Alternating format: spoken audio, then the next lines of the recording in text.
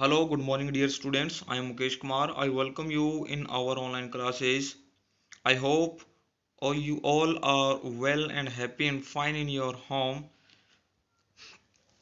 After a long time, we are going to continue our study. Then let's read our lesson number 4, A Truly Beautiful Mind. ये जो lesson है ये Albert Einstein जो कि एक बहुत महान साइंटिस्ट थे उनकी जो बायोग्राफी है उनमें छोटा सा उसका एक हिस्सा हम इसको कह सकते हैं। ओके। और उन्होंने क्या क्या उन्होंने उपलब्धियां हासिल की, क्या क्या उन्होंने काम किया, वो सब हमें इस लेसन में पढ़ने को मिलेगा।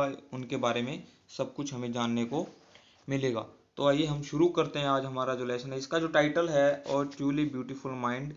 ये जो अगर आप लेसन टाइटल समझ में आ जाता है तो लेसन को पढ़ना भी इजी हो जाएगा और आपको अंडरस्टैंडिंग भी होगी उस लेसन को लेकर के उसके अंदर क्या क्या आपको पढ़ने को मिलेगा।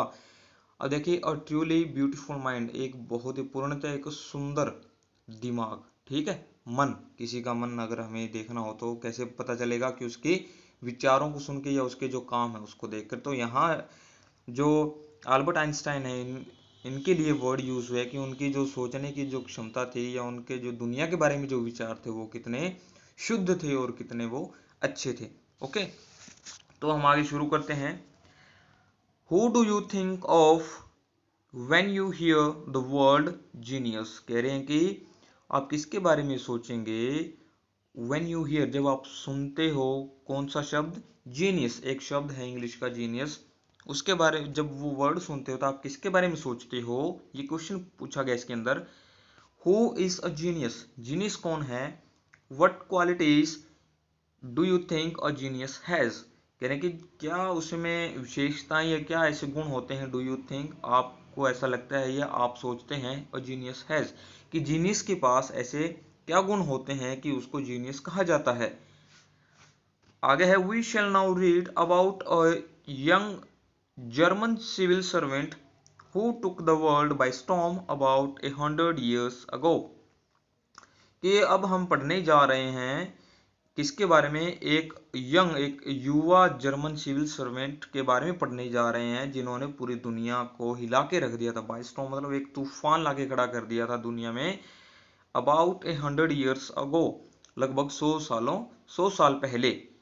In the summer of 1905 the 26-year-old publish in quick succession for ground breaking papers।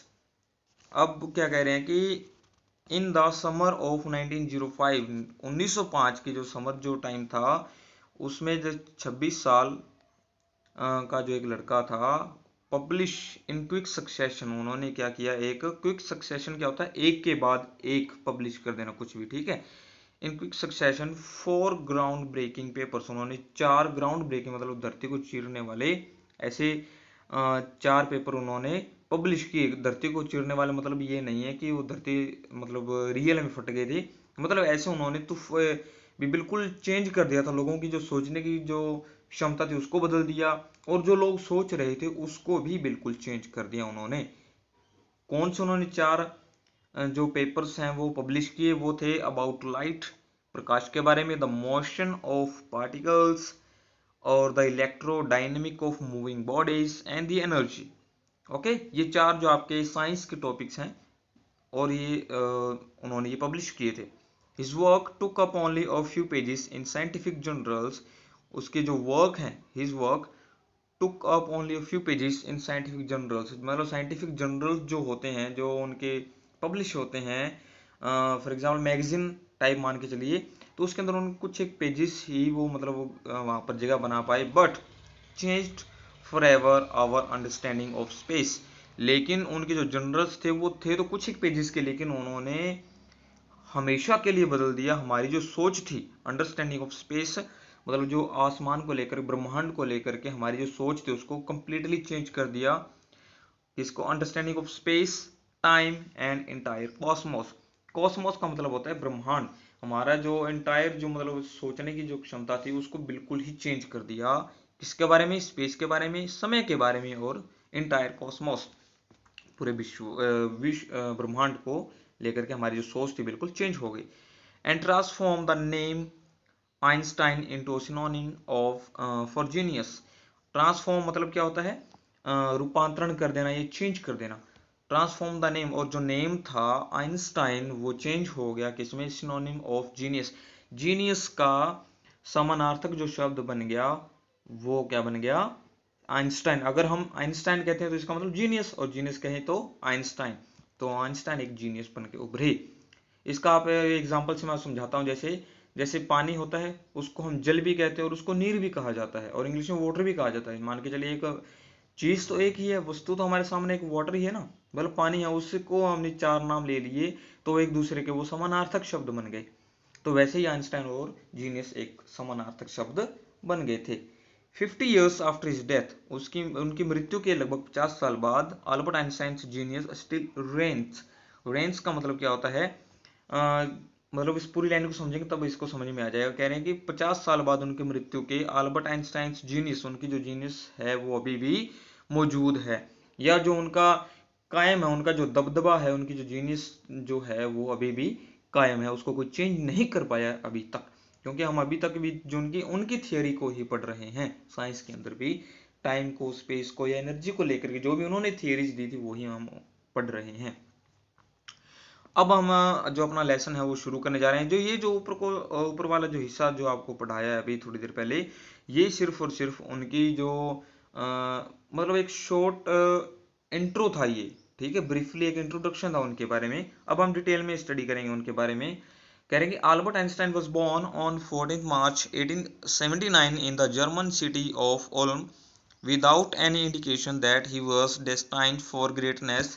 कह रहे कि आइंस्टाइन का जो जन्म है, उनका जन्म हुआ था 14 मार्च 1879 को जर्मन के एक शहर में, कहाँ, उल्म के अंदर। विदाउट एनी इंडिकेशन, बिना किसी संकेत के, that he was destined for greatness, की कोई संकेत नहीं था कि वो अपनी किस्मत में महानता लेकर आए हैं, कि वो एक महान व्यक्ति बनने के लिए लेकर आए, कोई इस चीज का कोई संकेत नहीं था। On the contrary his mother thought Albert was freak. उसके विपरीत कह रहे हैं कि जैसे लोग तो कह रहे हैं कि वो महान इंसान मतलब बनेंगे, ऐसा कोई नहीं था इंडिकेशन, लेकिन उसके विपरीत क्या हुआ, उनकी जो मदर थी वो ये सोचती थी कि Albert was a freak. Freak क्या होता है कि अ वर्ड, इधर आपके राइट हैंड साइड तरफ लिखा हुआ है, कह रहे हैं कि a word used disapprovingly to talk about a person who is, मतलब हम एक ऐसे पर्सन के बारे में बात करेंगे जिसे हम पसंद नहीं करते हैं। who is unusual and doesn't behave, look or think like others, कि वह बच्चा जो दूसरों की तरह ना सोचता हो, ना दिखता हो, और ना ही कुछ बिहेव करता हो, व्यवहार करता हो, उसको हम फ्रीक बोलते। तो उसकी मदर उसको फ्रीक बोला करती थी, क्योंकि वो दिखने में बहुत अलग था, काम भी अलग थे उसके।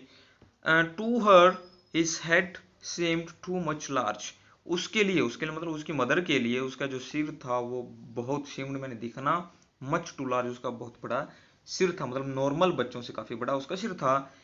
एट द एज ऑफ 2.5, जब उसकी उम्र थी कितनी, 2.5 मतलब ढाई, लगभग जो उसकी एज थी 2.5 साल के करीब, Einstein still wasn't talking, Einstein ने अभी भी बोलना शुरू नहीं किया था। When he finally did learn to speak, जब अंत में उसने सीखा बोलना कुछ, he uttered, वह बोला, everything twice, जो भी वो बोलता था वो रिपीट करता था, उसको रिपीटेडली बोलता था, 2 बार बोलता था। Einstein did not know what to do with other children and his playmates called him brother boring. Einstein ये नहीं जानता था कि दूसरे बच्चों के साथ वह क्या करे, और इसके जो प्लेमेट्स थे, जो उसके साथ खेलने वाले बच्चे थे, वो उसको क्या कहते थे, ब्रदर बोरिंग, उसको कहते थे कि तो बहुत बोरिंग है, इसलिए मतलब जो उनके साथ ना खेले, ना एक्टिव हो, ना कुछ बोले, तो उसको ब्रदर बोरिंग कहते हैं। So the youngest played by him much of the time, मतलब वो अपने छोटे से बच्चों के साथ ही खेलता था। ही स्पेशली लव्ड मैकेनिकल टॉयज, और वो मतलब खास तौर पे वो बहुत ज़्यादा प्यार करता था, ये बहुत ज़्यादा जिनके साथ टाइम स्पेंड करता था वो थे मैकेनिकल टॉयज, ठीक है, खिलौनों के साथ। खिलौने कौन से होते थे, ये जो रोबोटिक सिस्टम है, ये इनके बारे में वो ज़्यादा मतलब इनके अंदर उसका ज़्यादा इंटरेस्ट था। Looking at his new born sister, अपनी जो नव जन्मी उसकी जो सिस्टर थी, उसकी जो बहन थी, उसका नाम था माजा, उसकी तरफ देखते हुए क्या बोला, he is said to have said, उसने क्या कहा, fine but where are her wheels. वो कह रहे कि हाँ ठीक है, लेकिन इसके व्हील्स कहाँ पर है। अब देखें यहाँ पर एक चीज देखने को मिलेगी कि उसके ऊपर मैकेनिकल टॉयज का इतना ज्यादा प्रभाव पड़ा कि वो अपनी बहन को भी एक रोबोटिक रूम में देख रहा था और ये कह रहा था कि इसके व्हील्स कहाँ पर है, इसके टायर कहाँ पर है, इसके जैसे जो गाड़ियां वगैरह होती है उसके जो व्हील्स होते हैं ना, तो वो पूछ रहा है कि उसके व्हील्स कहाँ पर है। और आगे कह रहे हैं कि headmaster once told his father that what Einstein choose as a profession wouldn't matter because he will never make a success at everything. अब कह रहे हैं कि हेडमास्टर, कि उनके एक स्कूल के जो प्रिंसिपल है, हेडमास्टर जो थे, उन्होंने उनके फादर को एक बार कहा था कि आइंस्टाइन कुछ भी चूज करे अपने प्रोफेशन के लिए, अपने मतलब जो प्रोफेशनल लाइफ के लिए कुछ भी चूज करे, वुडंट मैटर, ये कोई मतलब मैटर नहीं करता, बिकॉज क्योंकि ही will never make a success eight anything, क्योंकि वो किसी भी चीज को लेकर के सक्सेस नहीं हो पाएगा, किसी भी चीज में कामयाब नहीं होगा। Einstein began learning to play the violin at the age of 6। अब क्या हुआ, जो आइंस्टाइन है उसने सीखना शुरू कर दिया एक violin at the age of 6, 6 साल की उम्र में उन्होंने वायलिन सीखना शुरू किया, because his mother wanted him to, क्योंकि उसकी मदर ये चाहते थे कि वो एक वायलिन सीखे।